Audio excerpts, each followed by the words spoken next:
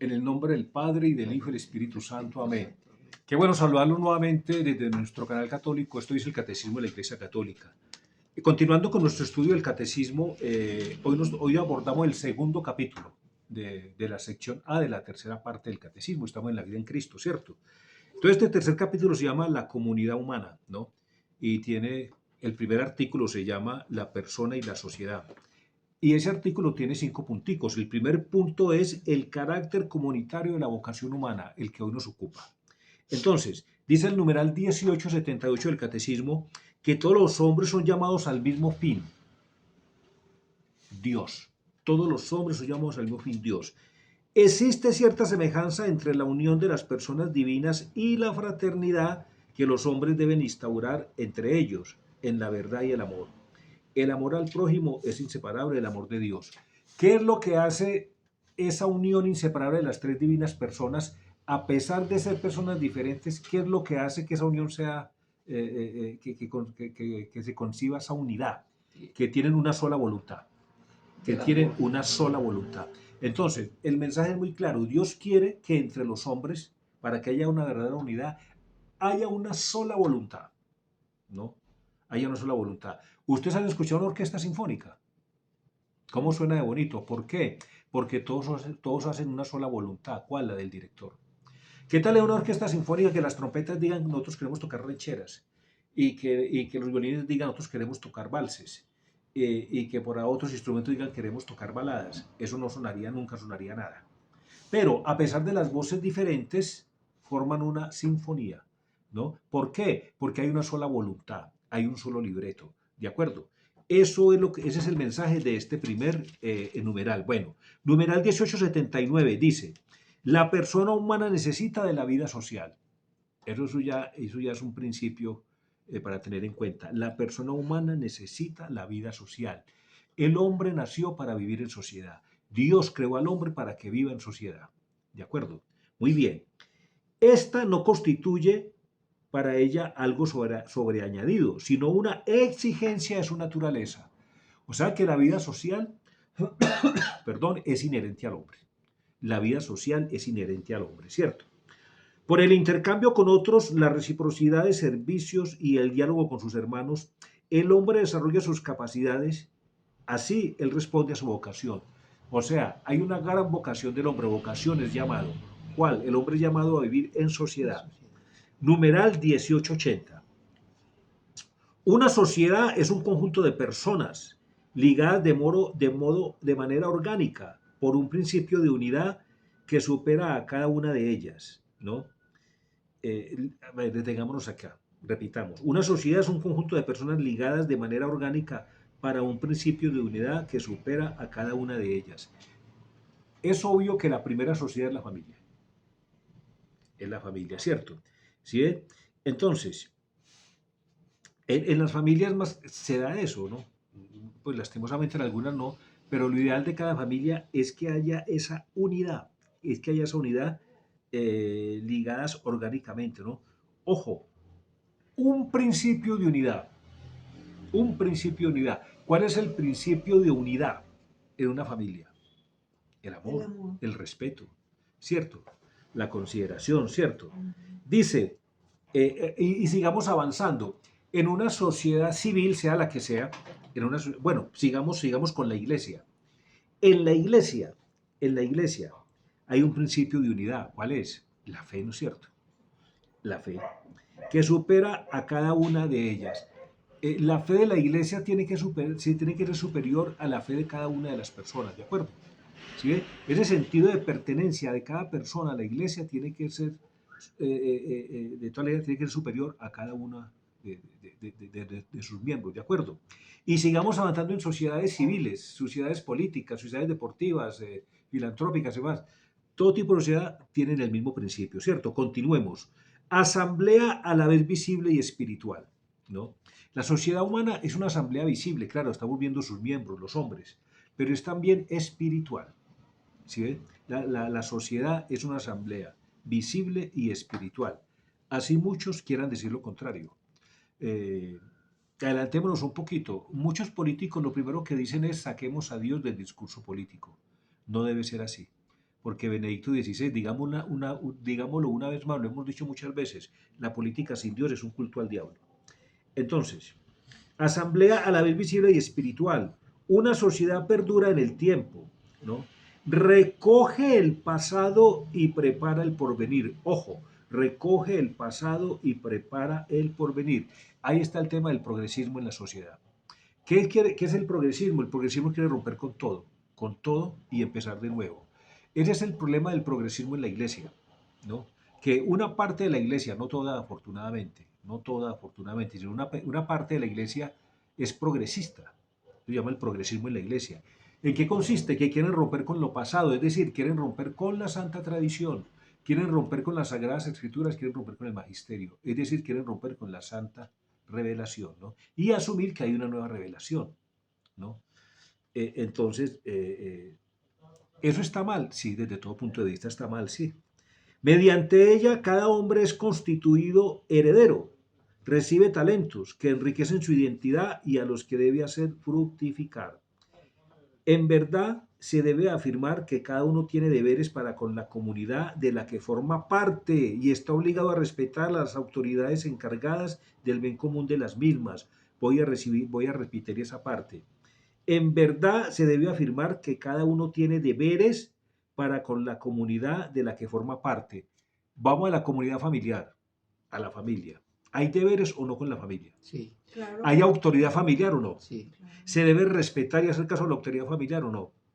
Sigamos Hay derechos, subiendo. hay derechos y deberes. En la iglesia, está en una sociedad eclesiástica que es la iglesia, ¿no? ¿Hay deberes? Claro. Sí, Ok. ¿Hay autoridades? sí, ¿Debemos respetarlas? sí. Sí. ¿Debemos hacerle caso? Sí. Y así con la sociedad política y las demás sociedades, la sociedad laboral. Yo pertenezco a un grupo de una empresa, a un grupo laboral, pues tengo que ser respetuoso con ella y obedecer a las autoridades allí presentes. Existe la sociedad pues, de las fuerzas militares, las autoridades militares, civiles y demás, a las cuales yo tengo que acatar y obedecer. Yo creo que esa parte es supremamente clara, ¿cierto? Bueno, numeral 1881. Dice, cada comunidad se define por su fin y obedece en consecuencia a reglas específicas. Ojo a lo que sigue. Ojo. Repito, cada comunidad se define por su fin y obedece en consecuencia a reglas específicas.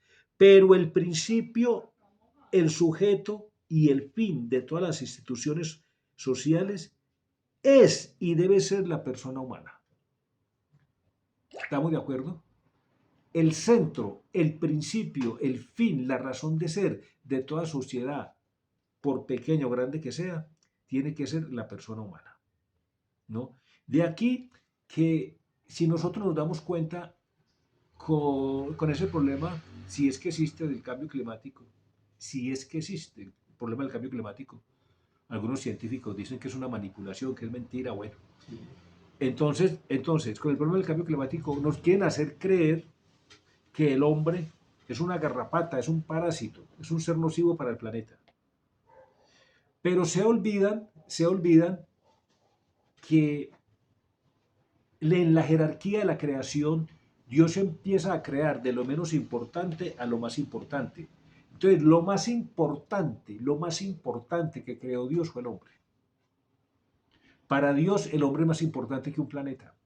Para Dios, el hombre es más importante que absolutamente todo, que la luna, el sol, las estrellas, los animales. Para Dios, el hombre es lo más importante. Entonces, ¿cómo nos quiere hacer creer ese cuento? Que el hombre, siendo lo más importante para Dios, el rey de la creación, ¿no? Va a ser un agente, un parásito para el planeta. No nos dejemos engañar. Aquí lo está diciendo muy claro. Toda sociedad, el centro tiene que ser el hombre, ¿de acuerdo? Continuemos, 1882. Algunas sociedades, como la familia y la ciudad, corresponden más inmediatamente a la naturaleza del hombre, ¿no? Les son necesarias. Todas estas sociedades que voy a nombrar a continuación son necesarias al hombre, sí. Miremos. Con el fin de favorecer la participación del mayor número de personas en la vida social, es preciso impulsar, alentar la creación de asociaciones en instituciones de libre iniciativa para fines económicos, sociales, culturales, recreativos, deportivos, profesionales y políticos. tanto dentro de cada una de las naciones como en el plano mundial. Claro, pongamos un ejemplo, el fútbol. El fútbol. Acá existen, en Colombia existen equipos muy buenos, ¿sí? Pero esos equipos se hacen más buenos cuando compiten con equipos de otros países, ¿no? Y la sociedad de fútbol se hace más fuerte cuando no obstante la sociedad de colombiana de fútbol es fuerte, sino que pertenece a una asociación mundial de fútbol como es la FIFA. Y así con todo lo demás. Pero ojo a esto, ojo a esto, ojo a esto. El globalismo no puede sacrificar el nacionalismo, porque ahora hay una tendencia perversa. Ahora hay una tendencia perversa. ¿Cuál es? Acabar con el nacionalismo, ¿no? Y por eso el mal manejo de las inmigraciones y la promoción de las inmigraciones irregulares y demás. Esto no es otra cosa que querer acabar con el nacionalismo. Porque uno de los obstáculos para establecer un nuevo orden mundial es el nacionalismo. ¿Sí? El nacionalismo no se puede acabar. Las fronteras son necesarias. ¿Sí? Así se diga lo contrario, pero las fronteras son necesarias. El nacionalismo debe existir. Miren lo que está pasando en Francia. Francia dentro de poco va a ser una nación musulmana, porque no han controlado las migraciones. Eso es gravísimo, eso es delicadísimo. ¿De acuerdo? Bueno, muy bien, continuemos. Ojo, continuamos con el numeral 1882. Esta socialización expresa igualmente la tendencia natural que impulsa a los seres humanos a asociarse con el fin de alcanzar objetivos que exceden las capacidades individuales. Claro, uno tiene que asociarse para conseguir objetivos que uno solo no puede. Yo necesito alzar un peso de 100 kilos. Tengo que pedir ayuda con otra persona y entre los dos levantamos de a 50. ¿Sí o no? Yo necesito comprarme un equipo para mi empresa que vale 100 millones de pesos, pero yo solo tengo 20. Entonces hago una sociedad, ¿no? Invito a 5 personas que coloquen de a 20 millones, compramos el equipo y todos somos socios y todos nos beneficiamos, ¿cierto? Entonces acá queda muy claro, queda muy claro. Esta socialización expresa igualmente la tendencia natural que impulsa a los seres humanos a asociarse con el fin de alcanzar objetivos que excedan las capacidades individuales. Continúa, desarrolla las cualidades de la persona, en particular su sentido de iniciativa y responsabilidad, ayuda a garantizar sus derechos. Bueno, Se inicia con el matrimonio, ¿cierto? con el matrimonio, de acuerdo, Porque se inicia con el matrimonio. La sociedad. Por supuesto, la sociedad conyugal y de ahí es el punto de partida. Pero entonces mire cómo avanza el tema. Estamos hablando de lo importante que es la socialización, pero vamos a entrar a ver, ojo, vamos a entrar a ver lo peligroso, lo que puede tener de peligroso la socialización, ¿no? Porque entonces aquí nos va a hablar el numeral que sigue de algo muy importante que creó la Iglesia. Algo que creó la Iglesia para proteger esas sociedades intermedias entre el Estado y el individuo. Eso se llama el principio de subsidiariedad, numeral 1882. Numeral, vamos a leerlo, dice, numeral 1883, mire cómo dice. Dice, la socialización presenta también peligros. ¿Se dan cuenta? No, sí. La socialización presenta también peligros. ¿Sí ven? Una intervención demasiado fuerte del Estado, ¿no?, puede amenazar la libertad y las iniciativas personales. Repito, una intervención demasiado fuerte del Estado puede amenazar la libertad y las iniciativas personales. Expliquemos esto. Entre el Estado, que es la sociedad más grande que puede haber. En Colombia, ¿cuál es la sociedad más grande que hay, más poderosa? El Estado, ¿sí? ¿Sí? ¿Cuál es el elemento más débil? El individuo. Entonces, para garantizar la libertad y la dignidad del individuo, entre el Estado y el individuo tienen que haber sociedades intermedias que velen, que garanticen esa libertad y dignidad del individuo. ¿Cuáles son esas sociedades intermedias entre el Estado y el individuo? ¿Cuáles son? La familia, como don Hugo la notaba, que empieza con el matrimonio, la familia, la iglesia y la propiedad privada, entre otras. Entonces, la familia, la iglesia y la propiedad privada. Esas sociedades intermedias le dan libertad y dignidad al individuo. Entonces, una intervención muy fuerte del Estado sobre la familia acaba con la familia. En algunos países se ha acabado con la familia. ¿Por qué? Porque el derecho de educar a los hijos, ¿a quién le pertenece? ¿Al Estado o a los padres de familia? Sí, A los padres. A los padres de familia. Pero hoy en muchos países, y la tendencia es mundial, ¿no?, a quitarle los hijos a los padres, a sacarlos de la familia y a educarlos, no como los padres quieren, sino como el Estado quiere. El Estado quiere imponer ciertas Sí, porque cosas. ya en la educación imponen muchas cosas. Por ejemplo, la ideología de género. La ideología de género quieren imponerla. Hay muchas quejas muchas quejas en países como Estados Unidos que a sus niños los adoctrinan Mm, sin consentimiento de los padres mm. para que acepten la ideología de género. Esto está mal. No, los niños nos los quitaron, a nuestros hijos nos los quitaron hace rato. Hace rato. Ahora bien, voy a nombrar una serie de anomalías que vienen de las empresas globalistas como la ONU, el Foro Económico Mundial y muchas otras, la UNESCO y muchas otras. Entre muchas voy a nombrar 4. Esas 4 atentan contra la familia y destruyen las familias y son promocionadas por las entidades globalistas. La ideología de género ataca directamente a la familia. Donde hay ideología de género no hay familia. El aborto. Sabemos que el aborto es promovido como un derecho fundamental por estas organizaciones globalistas. Donde hay aborto no hay familia. Entonces es un ataque claro a las familias. Y los gobiernos en los países son cómplices de esto. Por ejemplo, en nuestro país, ¿cómo es posible que haya sido aprobado el aborto? ¿Cómo es posible que en Estados Unidos sea aprobado el aborto? ¿Cómo es que en Francia sea aprobado el aborto? ¿Sí? Eso es un atentado a la familia. Eso es una intervención muy fuerte del Estado que va en contra de este principio de subsidiariedad. ¿Estamos de acuerdo? Sí, Bueno, Francisco, yo le hago una pregunta. ¿Qué es el principio de subsidiariedad? es como una regulación, un principio que se inventó la Iglesia, que creó la Iglesia como para frenar, como para ponerle un límite a esa intervención fuerte del Estado sobre estas sociedades intermedias como la familia, ¿no? Entonces sigo nombrando. Donde hay feminismo recalcitrante, ahí no hay familia. Donde hay matrimonio igualitario, ahí no hay familia. ¿Sí? Bueno, la Iglesia. Si atacamos la familia, atacamos la Iglesia porque la Iglesia es una familia de familias. Entonces, si alguna entidad, si alguna sociedad intermedia es atacada hoy sin vehemencia, es la Iglesia. La Iglesia es atacada desde fuera y desde dentro.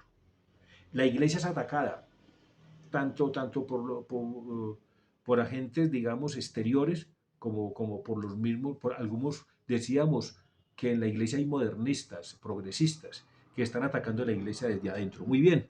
Bueno, bueno. Entonces sigamos. Don Francisco, este principio de subsidiariedad es como un subsidio. Es que viene de Es subsidio. como un Uno es subsidio que cuando se da a las entidades más pequeñas, a las como sociedades más así, como pequeñas. cuando empieza uno dentro de una familia, que nos unimos una familia, 3 hijos y papá y mamá, y para sostener la casa, entonces uno paga los servicios, Eso, de el acuerdo. otro De paga acuerdo. el mercado, el otro paga De acuerdo. una cosa. Entonces ahí se empieza porque uno solo no puede hacer Sí, eso. de acuerdo, de acuerdo. Entonces, y ahí ya se va creciendo y se va montando una empresita, y eso va llegando a un principio de subsidiariedad, que a la larga nosotros, con el tiempo, podemos llegar a tener eso dentro de una empresa. De acuerdo, así es. Entonces, mira lo que dice. La doctrina de la Iglesia ha elaborado el principio llamado de subsidiariedad. Según este, una estructura social de orden superior, como el Estado, no debe inferir en la vida interna de un grupo social de orden inferior, ¿no? Entonces, ¿cuál es una sociedad de orden inferior? La familia, la iglesia, la propiedad privada, una empresa. El Estado no debe interferir para acabarla, pues, y afectarla. No, tiene que intervenir es para ayudarla y subsidiarla, ayudarla a mantenerse, Como ¿de acuerdo? una ¿Sí? clase pobre, De acuerdo. clase popular. Claro, claro. Privándole de su competencia, sino que más bien debe sostenerla en caso de necesidad y ayudarle a coordinar su acción con la de los demás componentes sociales con miras al bien común. Entonces, conclusión, mire, el comunismo o socialismo, marxismo, como quiera llamarse, el colectivismo tiene 3 formas de presentarse: marxismo, comunismo y socialismo, ¿no? ¿Cuál es el objetivo de ellos? Acabar con estas sociedades intermedias para que el Estado tenga una injerencia directa sobre el individuo y así se acaba con la dignidad y la libertad del individuo, ¿de acuerdo? Entonces mire cómo sigue, vea. Numeral 1884. Dios no ha querido retener para él solo el ejercicio de todos los poderes, ¿no? Entrega a cada criatura las funciones que es capaz de ejercer, según la capacidad de su naturaleza.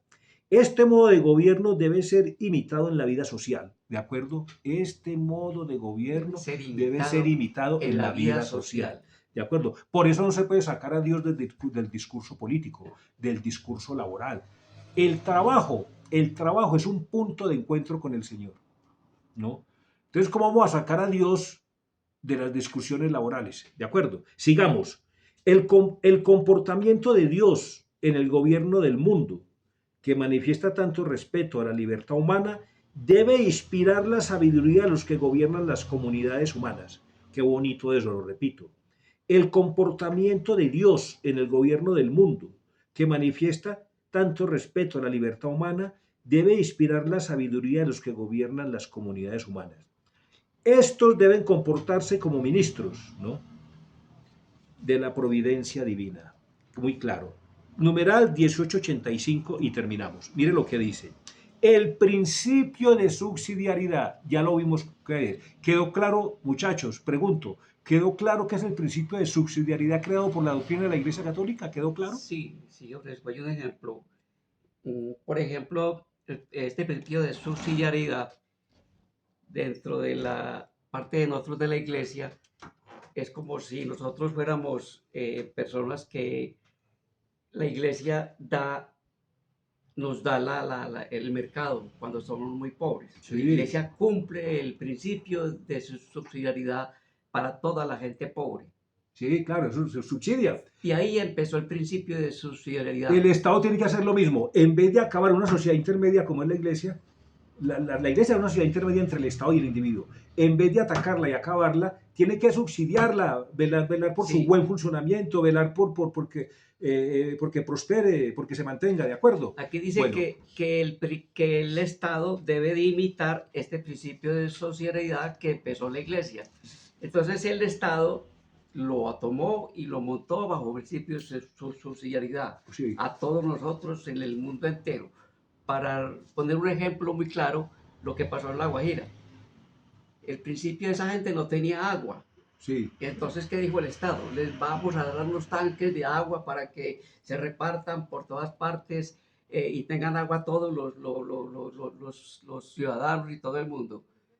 Pero ¿qué pasó con eso? Hubo una intervención muy fuerte del Estado, que la plata desapareció.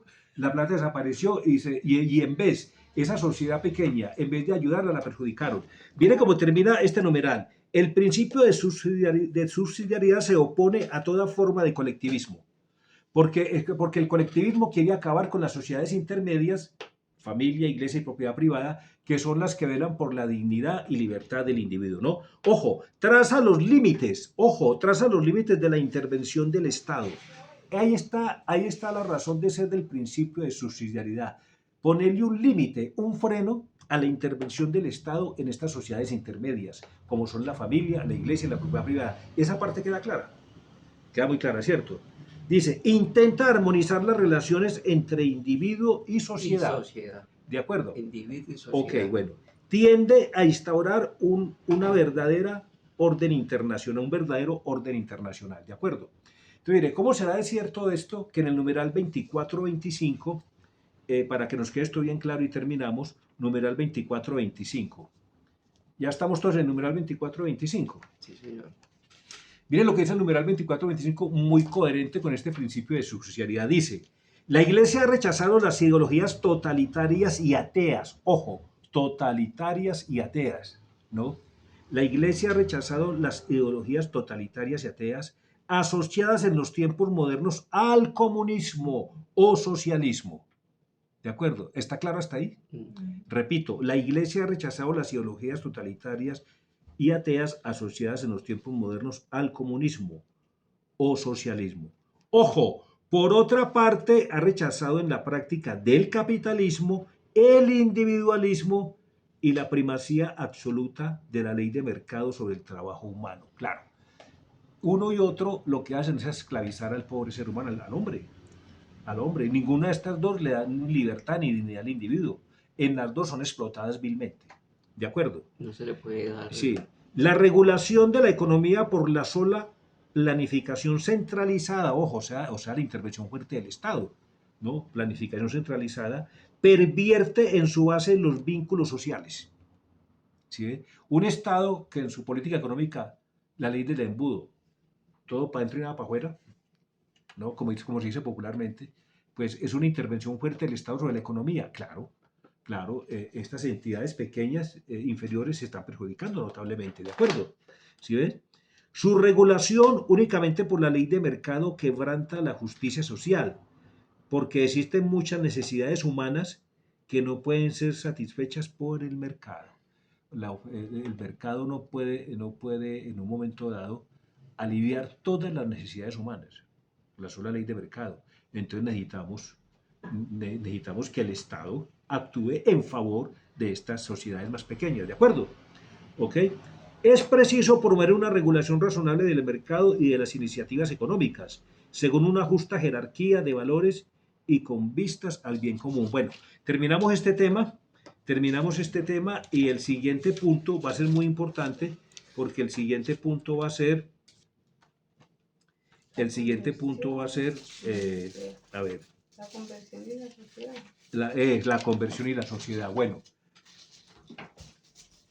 pidámosle a Dios por nuestro país, que un régimen totalitario no vaya a tener, un Estado totalitario no vaya a tener una influencia tan grande sobre estas sociedades pequeñas como la familia y la iglesia y la propiedad privada, que lleguemos pues a un punto de esclavitud, pues, donde el Estado pues tenga carta abierta pues para quitarle la dignidad y la libertad al individuo. Pidámosle a Dios que no lleguemos a estas instancias. Gloria al Padre y al Hijo y al Espíritu Santo. Fuera del principio y siempre por los siglos de los siglos. Amén. Saludos a sus familias, Dios los bendiga. Amén.